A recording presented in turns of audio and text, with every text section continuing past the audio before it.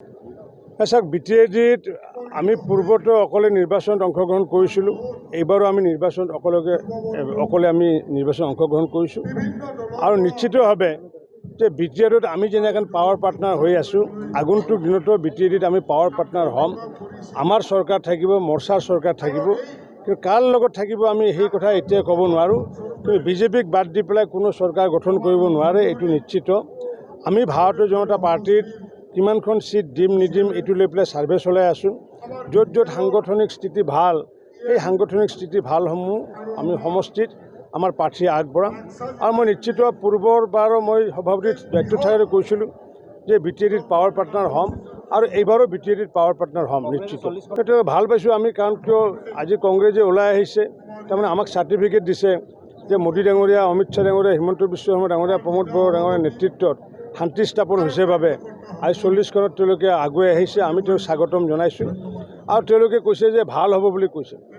ভাল হ'ব বুলি যিটো কথাষাৰ কৈছে, এতিয়া তেওঁলোকে বাহিৰত থাকি পেলাই কৈছে ভাল হ'ব, আৰু আমি ভিতৰত থাকি পেলাই কৈছোঁ আমাৰ নিশ্চিত ওপৰত ভাল হ'বগৈ। কাৰণ ভাল হ'ব কথাটো এইকাৰণে তেওঁলোকে কৈছে, মই এইকাৰণে ক'ব বিচাৰিছোঁ, এতিয়া কংগ্ৰেছে কৈছে কি যে তেওঁলোকৰ কংগ্ৰেছৰ ভাল হ'ব।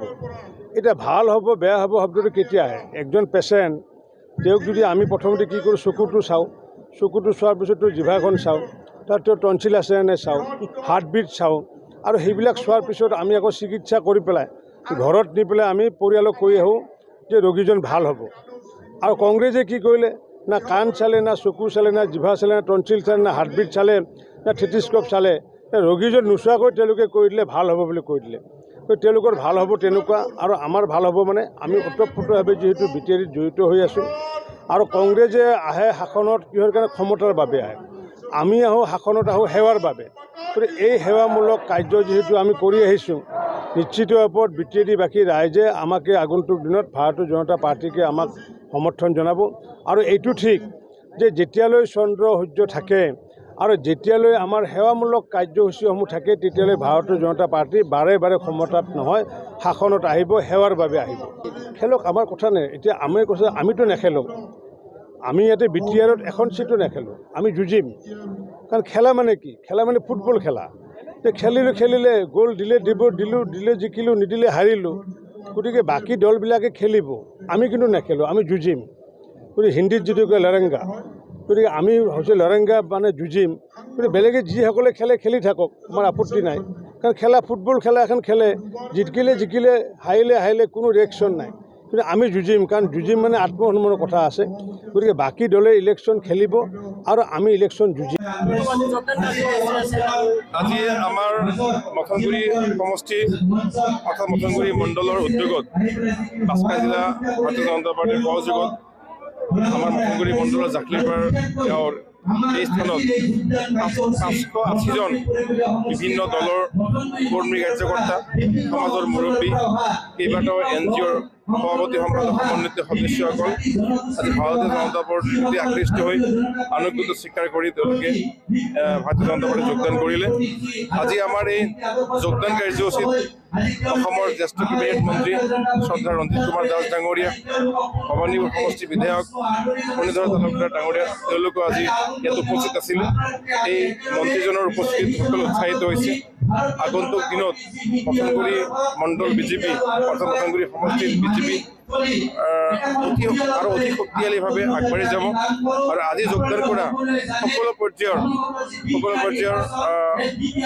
লোকক, বিভিন্ন ধৰণৰ সমাজকৰ্মী, বিভিন্ন দলৰ কৰ্মকৰ্তা, BJP দলৰ কিছু কাৰ্যকৰ্তা আছিলে, প্ৰত্যেককে মই উষ্মাদৰে জনাইছোঁ।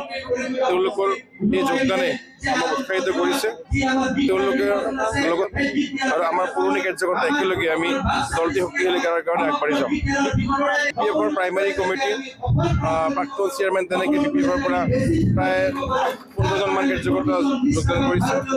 প্ৰাক্তন NDFBৰ প্ৰায় 20জন সদস্য যোগদান কৰিছে। আৰু তেনেকৈ বিভিন্ন সমাজকৰ্মী, 3টাকৈ NGOৰ সভাপতি সম্পাদক সমন্বিত এন জি অ' কাৰ্যকৰ্তাসকলক আজি যোগদান কৰিছোঁ। মথনগুৰি সমষ্টি BPF প্ৰাৰ্থীত্ব যোৱাবাৰ প্ৰদান কৰিছিলে, একো ফেক্টৰ নহয়। এতিয়া আপোনালোকে জানে যে BPF-ৰ সাংগঠনিক স্থিতি তেনেই দুৰ্বল BPR-ত, আৰু মথনগুৰিতো যোৱাকালি BPF-এ আমাৰ BJP প্ৰাৰ্থী মই নিজে আছিলোঁ, মোতকৈ 5,124টা ভোটৰ কম পাইছিলে, তাতকৈ মই আছিলে ভালে এটা মানে ব্যৱধান আছিলে। গতিকে BPF ফেক্টৰ নহয় আমাৰ কাৰণে।